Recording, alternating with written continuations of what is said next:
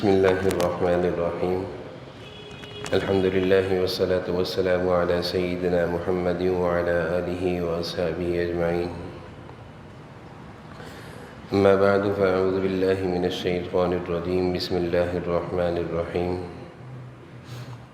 ولقد كرمنا بني آدم وحملناهم في البر والبحر ورزقناهم من الطيبات وفضلنا على كثير ممن خلقنا تفضيلا.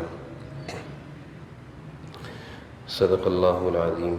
وقال النبي صلى الله عليه وسلم: تكف شرك للناس. وقال النبي صلى الله عليه وسلم: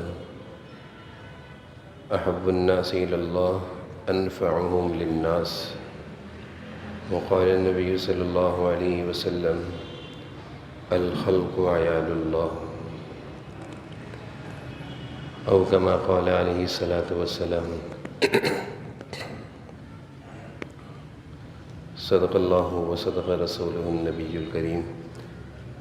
اللهم صل على سيدنا ومولانا محمد وعلى آل سيدنا ومولانا محمد وبارك وسلم. اللهم صل على سيدنا ومولانا محمد وعلى آل سيدنا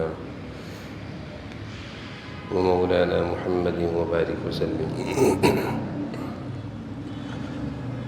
میرے قابل احترام بزرگوں اور عزیز بھائیوں، اسلامی تعلیمات کا ایک خوبصورت پہلو وہ احترام انسانیت ہے. یعنی جتنے بھی انسان ہیں، بلکہ جتنی بھی مخلوق ہے، ان سب کا احترام کرنا ہے. قرآن کریم میں اللہ تعالیٰ کا ارشاد ہے: وَلَقَدْ كَرَّمْنَا بَنِي آدم. حضرت آدم کے جتنے بھی اولاد ہیں، چاہے وہ مرد ہو، عورت ہو، چاہے وہ مسلمان ہو یا کافر ہو، اللہ کہہ رہے ہیں ہم نے سب کو عزت دی ہے. عزت سے زندگی گزارنے کا حق اللہ تعالیٰ فرما رہے ہیں سب کو دیا ہے. اسلامی تعلیم کا یہی پہلو جناب نبی کریم صلی اللہ علیہ وسلم کے ارشادات میں بھی بہت زیادہ نظر آتا ہے. ایک حدیث میں آپ صلی اللہ علیہ وسلم نے ارشاد فرمایا: تکف شرک للناس. اپنے شر سے کسی دوسرے کو تکلیف مت دو. للناس کہا کہ کسی انسان کو تکلیف نہ دو. انسان عام ہے، چاہے وہ مرد ہو، عورت ہو، امیر ہو، غریب ہو، مسلمان ہو، کافر ہو. آپ فرما رہے ہیں تکف شرک للناس. اپنے آپ کو کسی دوسرے کو نقصان پہنچانے سے روکو. ایک اور حدیث میں آپ صلی اللہ علیہ وسلم نے ارشاد فرمایا: احب الناس الی اللہ. سارے انسانوں میں، مسلمان نہیں کہا بلکہ کہا سارے انسانوں میں اللہ کو محبوب وہ ہے انفعہم للناس، جو لوگوں کو نفع پہنچاتا ہو. یہ نہیں کہا جو مسلمانوں کو نفع پہنچاتا ہو، بلکہ یہ فرمایا کہ جو لوگوں کو نفع پہنچاتا ہو. ایک اور حدیث میں آپ صلی اللہ علیہ وسلم نے ارشاد فرمایا: الخلق عیال اللہ. یہ ساری کی ساری مخلوق یہ اللہ کا کنبہ ہے. بھائی جیسے کسی کا کوئی خاندان ہو، گھرانہ ہو، تو کہتا ہے یہ میری نسل ہے. آپ صلی اللہ علیہ وسلم ارشاد فرما رہے ہیں: الخلق عیال اللہ. ساری مخلوق اللہ کا کنبہ ہے. مخلوق میں سب شامل ہیں. پھر آپ نے ارشاد فرمایا کہ ساری مخلوق میں سب سے زیادہ پسندیدہ اللہ کو وہ بندہ ہے جو اللہ کی مخلوق کے ساتھ اچھا برتاؤ رکھتا ہے، تکلیف نہیں پہنچاتا، ایذا نہیں پہنچاتا. ساری مخلوق میں سب سے زیادہ محبوب بندہ، سارے انسانوں میں سب سے زیادہ محبوب انسان، سارے آدم کی اولاد میں سب سے زیادہ محبوب اللہ کو وہ ہے جو اللہ کی مخلوق کو تکلیف نہیں دیتا، ان کے نفع کی فکر کرتا ہے، فائدے کا سوچتا ہے، نقصان کا نہیں سوچتا۔ قرآن کریم میں اللہ تعالیٰ نے احترام انسانیت کے دو اہم اصول اور پہلو بیان فرمائے ہیں۔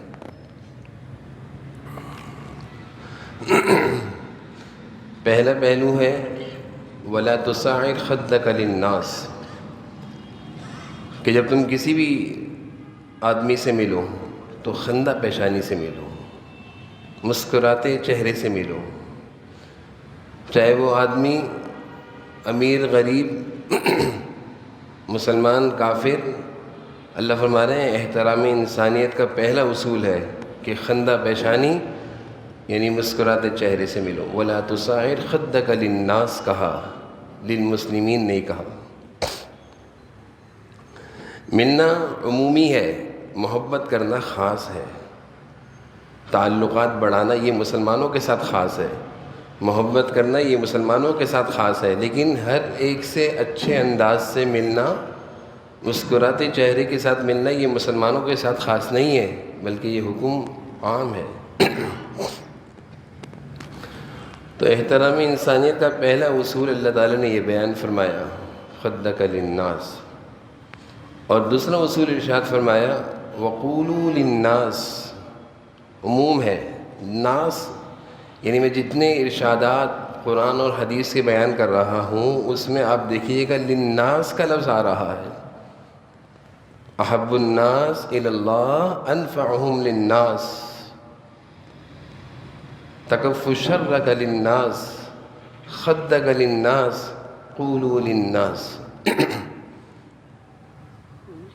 تو آپ صلی اللہ علیہ وسلم ارشاد فرما رہے ہیں دوسرا قرآن کریم میں احترام انسانیت کا دوسرا پہلو، دوسرا اصول، قولوا للناس، جب کسی سے بات کرو چاہے وہ کوئی بھی ہو، امیر ہو، غریب ہو، کافر ہو، مسلمان ہو، قولوا للناس، نرم اور اچھے انداز کی گفتگو کرو، سخت رویہ، سخت چہرہ، سخت لہجہ کسی کافر کے ساتھ بھی اختیار کرنے کی گنجائش نہیں ہے، چاہے جائے کہ کوئی مسلمان کے ساتھ اس طرح کا رویہ اختیار کریں۔ اللہ تعالیٰ کی مخلوق ہے سارے انسان، اللہ تعالیٰ عمومی تعلیم یہ دے رہے ہیں کہ یہ دنیا کا نظام امن و سلامتی اور عافیت کے ساتھ چلتا رہے، قائم رہے، اس کی یہ بنیادی اصول ہیں، اس کے یہ بنیادی اصول ہیں کہ سب کو اللہ نے عزت دی ہے۔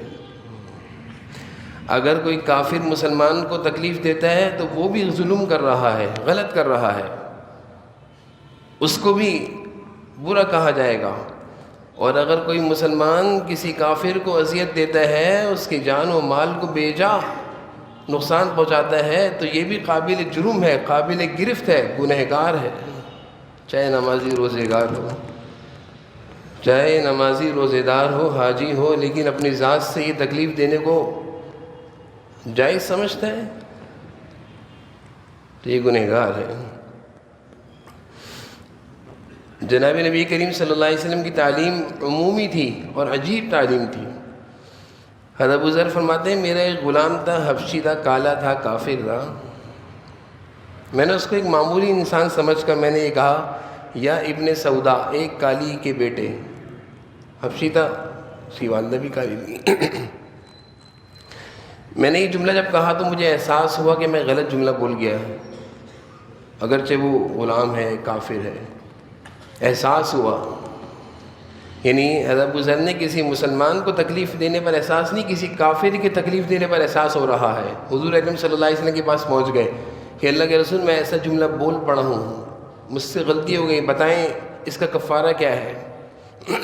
آپ صلی اللہ علیہ وسلم نے سن کر فرمایا اے ابو ذر، یہ تو تم نے ایک ایسا جملہ کہہ دیا جو زمانے جاہلیت کا جملہ تھا۔ جاہلیت کے زمانے میں جب لوگوں کے پاس دین نہیں تھا، عقل و شعور نہیں تھا، تب کہی تم ایسی جملہ کیوں کہہ دیا؟ ابو ذر کو اور احساس ہوا کہ آپ صلی اللہ علیہ وسلم نے جملے کو ناپسند فرمایا ہے. گھر گئے، حبشی غلام ہے، زمین پر اپنے گھر کی زمین پر مٹی پر جا کر لیٹ گئے اور اپنے غلام سے کہہ رہے ہیں کہ اے غلام، جب تک تو اپنا پاؤں ابو ذر کے اس منہ پہ نہیں رکھے گا اس وقت تک ابو ذر زمین سے نہیں اٹھے گا. غلام ہے، لیکن آپ صلی اللہ علیہ وسلم کی تعلیم سے ابو ذر کو اندازہ ہو گیا کہ میں نے ایک غلام کے ساتھ، ایک کافر کے ساتھ غلط کیا، یہ بھی جرم ہے. میں صحابی رسول بھی ہوں، سب کچھ ہوں، لیکن اللہ کے رسول نے مجھے پسند نہیں کیا. لیٹ گئے اور کہہ رہے ہیں غلام، وہ غلام کہتے ہیں میں ایسے معاف کرتا ہوں آپ کو. نہیں میں اس وقت تک نہیں اٹھوں گا زمین سے کہ جب تک تو میرے پاؤں پر میرے منہ پر اپنا پاؤں رکھ کر رون دے گا نہیں، تاکہ ابو ذر کو پتہ چلے کہ احترام انسانیت کیا چیز ہے. چاہے وہ کافر ہے، کالا ہے، غریب ہے، غلام ہے، انسان تو ہے. وَلَقَدْ كَرَّمْنَا بَنِي آدم، اللہ فرما رہے ہیں کہ ہم نے سارے انسانوں کو عزت سے زندگی گزارنے کا دنیا میں حق دیا ہے. دنیا میں سب کو عزت سے زندگی گزارنے کا حق دیا ہے. کسی کو یہ حق نہیں کہ بے جا کسی کی جان کو، کسی کی مال کو، کسی کی عزت کو نقصان پہنچائے. اللہ نے کسی کو یہ حق نہیں دیا. آپ صلی اللہ علیہ وسلم احساس کیا کرتے تھے چاہے وہ کافر ہی کیوں نہ ہو. آپ صلی اللہ علیہ وسلم دوسروں کی تکلیف کا احساس کیا کرتے تھے چاہے وہ آپ کا دشمن ہی کیوں نہ ہو. حضرت ثمامہ یمامہ کے رہنے والے تھے، سردار تھے، مسلمان نہیں تھے، ایمان قبول کر لیا. ایمان قبول کرنے کے بعد جب اپنے علاقے میں گئے یمامہ تو سردار تھے. مکہ والوں کی ساری گندم یمامہ سے جاتی تھی. مکہ میں کیونکہ وہاں پہ کوئی زمینی نظام نہیں تھا، دوسری جگہوں سے گندم آتی تھی، جیسے ہمارے شہر کی گندم باہر سے آتی ہے. تو حضرت یمامہ نے حکم جاری کر دیا کہ یہ سارے مکہ والے اللہ کے نبی کے دشمن ہیں جنہوں نے اللہ کے نبی کو نکالا ہے. اب مکہ میں ایک گندم کا دانہ بھی نہیں جائے گا. یمامہ سے گندم جانا رک گئی.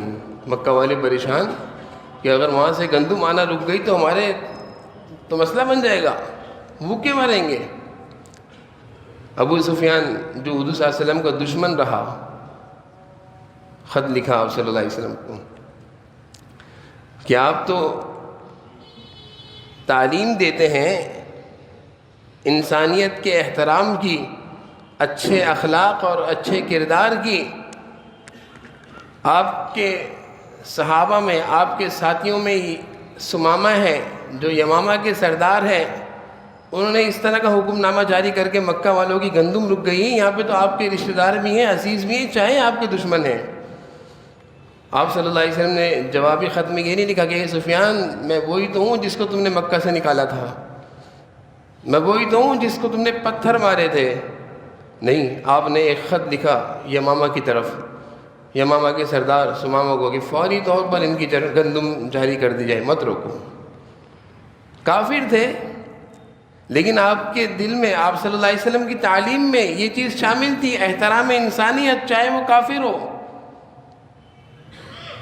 آپ صلی اللہ علیہ وسلم اس بات کی اجازت نہیں دیتے تھے کہ کسی کو بے جان نقصان پہنچاؤ، بلکہ آپ حکم دیتے تھے جب کوئی لشکر روانہ کرتے تھے کہ پہلے جا کر ان کو اسلام کی دعوت دینا. پھر اگر وہ نہ مانے اور لڑنے کو تیار ہو جائے تو خیال کرنا، بچے، بوڑھے، خواتین پر ہاتھ مت اٹھانا. جو لڑے ان سے لڑنا، جو نہ لڑے ان کو مت چھیڑنا. آپ کی تعلیم تھی. ہم حضور صلی اللہ علیہ وسلم کی امت ہے، ہمیں یہ کہاں سے زیب دیتا ہے کہ ہم کسی کی جان کو، مال کو، عزت کو بے جا نقصان پہنچائیں اور امتی ہونے کا ہم اظہار اور اعلان بھی کریں؟ کیا ہمیں دیکھ کر کوئی مسلمان ہوگا، حضور کی امت میں داخل ہوگا؟ لاکھ کافروں نے مسلمانوں کے ساتھ زیادتی اور ظلم کیا اور کرتے چلے آ رہے ہیں. نہ ان کے لیے اجازت ہے کہ وہ مسلمانوں کو تکلیف دیں، نہ مسلمانوں کے لیے اجازت ہے کہ بے جا کسی کافر کو تکلیف دو.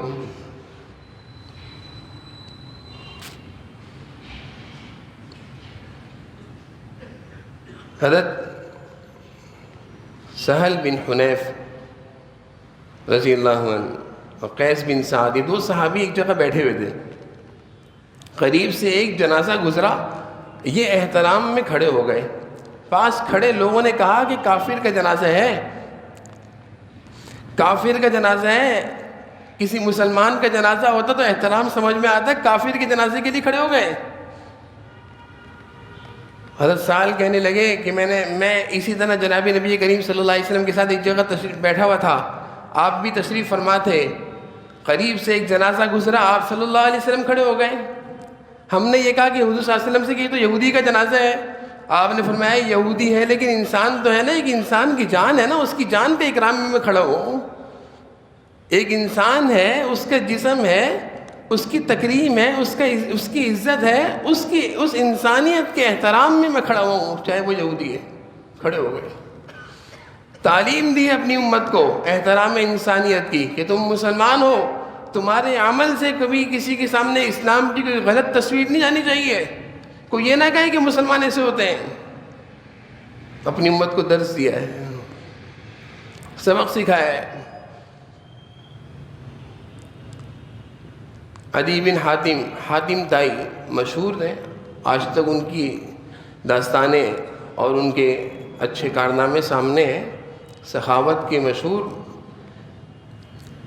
طے کے رہنے والے تھے، قبیلہ طے کے کچھ لوگ حضور صلی اللہ علیہ وسلم کے پاس گرفتار ہو کر آئے، اس میں حاتم طائی کی بیٹی بھی تھی،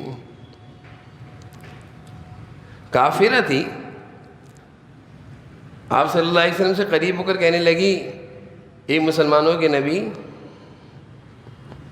میں اکیلی ہوں، میرے والد کا سایہ میرے سر پر نہیں ہے، میرا ایک بھائی میرا کفیل تھا، وہ تو مجھے چھوڑ کر بھاگ گیا، عدی بن حاتم، احسان کیجیے۔ آپ صلی اللہ علیہ وسلم نے فوراً اپنی چادر اس لڑکی کے سر پہ رکھ دی، حکم دیا حضرت علی کو کہ اس کے لیے سواری کا انتظام کرو اور خرچہ بھی دو، اور کسی معتبر انسان کے ہاتھ اس کو قبیلہ طے تک پہنچواؤ۔ کافرہ تھی، اسلام اور مسلمانوں کو ماننے والی نہیں تھی، آپ صلی اللہ علیہ وسلم پر ایمان نہیں لائی، وہ اپنے کفر پر قائم تھی، آپ سے احترام انسانیت کے ناطے ایک درخواست کر رہی تھی کہ میرا کوئی کفیل نہیں ہے ادھر، میں اکیلی ہوں۔ آپ نے فوراً دوپٹہ سر پہ رکھ، اپنا رومال، اپنی چادر سر پہ رکھ دی۔ تو آپ کی تعلیم، آپ صلی اللہ علیہ وسلم کے اخلاق اگر ہم پڑھیں تو ہمیں اندازہ ہوگا۔ ہم یہ سمجھتے ہیں کہ جو مسلمان ہے وہ قابل احترام ہے، اور جو غریب ہے، کافر ہے، کچھ بھی، وہ قابل احترام نہیں ہے۔ کسی کو اپنی دولت پر ناز ہے، کسی کو اپنی عبادت پر ناز ہے، کوئی یہ کہتا ہے میں مسلمان ہوں اور اس کے بعد جو بھی ہے وہ ختم، اس کی کوئی عزت نہیں ہے۔ جناب نبی کریم صلی اللہ علیہ وسلم ارشاد فرما رہے ہیں کہ جو کافر مسلمانوں کے ملکوں اور شہروں میں امان لے کر رہتا ہے، معاہدے کے ساتھ رہتا ہے، اجازت سے رہتا ہے، کہا کہ اس کی جان ہماری جان کی طرح ہے، اس کا مال ہمارے مال کی طرح ہے۔ جس طرح ہماری جان کا تحفظ ہے ایک مسلمان کی جان کا، اسی طرح ایک کافر کی جان کا بھی تحفظ ہے۔ پھر ایک حدیث میں آپ صلی اللہ علیہ وسلم نے ارشاد فرمایا کہ کوئی کافر مسلمانوں کے ملکوں میں معاہدے کے ساتھ، اجازت کے ساتھ رہ رہا ہے، اب اگر اس کو کوئی مسلمان قتل کرتا ہے، آپ نے کہا یہ جنت کی خوشبو بھی نہیں سونگے گا، اور فرمایا کہ جنت کی خوشبو 40 سال کی مسافت دور سے سونگی جائے گی، اس کو یہ بھی نصیب نہیں ہوگی، جنت میں کہہ جائے گا۔ پھر آپ نے ایک حدیث میں ارشاد فرمایا ہے کہ کوئی کافر مسلمانوں کے ملکوں اور شہروں میں رہ رہا ہو، اجازت لے کر رہ رہا ہو، معاہدے کے ساتھ رہ رہا ہو، اس کی جان کو کوئی نقصان پہنچائے، اس کے مال کو کوئی نقصان پہنچائے، اس کی عزت کو کوئی نقصان پہنچائے، فرمایا کل قیامت کے دن میں اس کافر کا وکیل بنوں گا، میں اس کافر کا وکیل بن کر مقدمہ لڑوں گا، مسلمان سامنے کیوں نہ ہو۔ آپ صلی اللہ علیہ وسلم کی تعلیم بڑی عظیم ہے، ہم مسلمان آپ صلی اللہ علیہ وسلم کے ماننے والے ہیں، آپ کی تعلیم، آپ کی عادات، آپ کے اخلاق، آپ کا کردار بڑا عالی اور بڑا اونچا ہے۔ ہمارے کسی عمل سے ایسا نہ ہو کہ حضور صلی اللہ علیہ وسلم کی عزت میں کمی نہ آ جائے کہ یہ محمد صلی اللہ علیہ وسلم کے ماننے والے، ان کی محبت کے نعرے لگانے والے، اور ان کے کام دیکھو، کیا آپ صلی اللہ علیہ وسلم خوش ہو رہے ہوں گے؟ ہمارے اس طرح کے اعمال سے آپ صلی اللہ علیہ وسلم خوش ہوں گے یا آپ کو تکلیف ہوگی؟ آپ کی تعلیم کیا ہے؟ اسلام محبت سے پھیلایا ہے، اور اسلام کسی کو اس طرح کی کھلے عام اجازت بھی نہیں دیتا کہ اپنی مرضی سے کسی پر قانون نافذ کرو۔ بہرحال قرآن کریم کی تعلیم اور احادیث کی روشنی میں، اللہ اور اس کے رسول کے احکامات کی روشنی میں یہ بات اچھی طرح ہمیں سمجھ لینی چاہیے کہ جس طرح مسلمان معاشرے میں عزت سے رہنا اپنے لیے ضروری سمجھتا ہے، اسی طرح دوسرے قوموں کے لوگ، دوسرے مذہب کے لوگ، ان کی بھی عزت ہے، وہ بھی انسانیت کے ناطے اللہ نے ان کو معاشرے میں عزت سے رہنے کا حق دیا ہے۔ ان کو بے جا نقصان پہنچانا، ان کی جان و مال کو نقصان پہنچانا، اسلام اس چیز کی اجازت نہیں دیتا۔ احادیث اور ارشادات میں نے بہت سارے حضرات کے سامنے رکھے، اللہ کرے یہ باتیں ہمیں سمجھ میں آ جائیں اور ان باتوں پر اللہ تعالی ہمیں عمل کی توفیق نصیب فرمائے۔ وآخر دعوانا الحمدللہ۔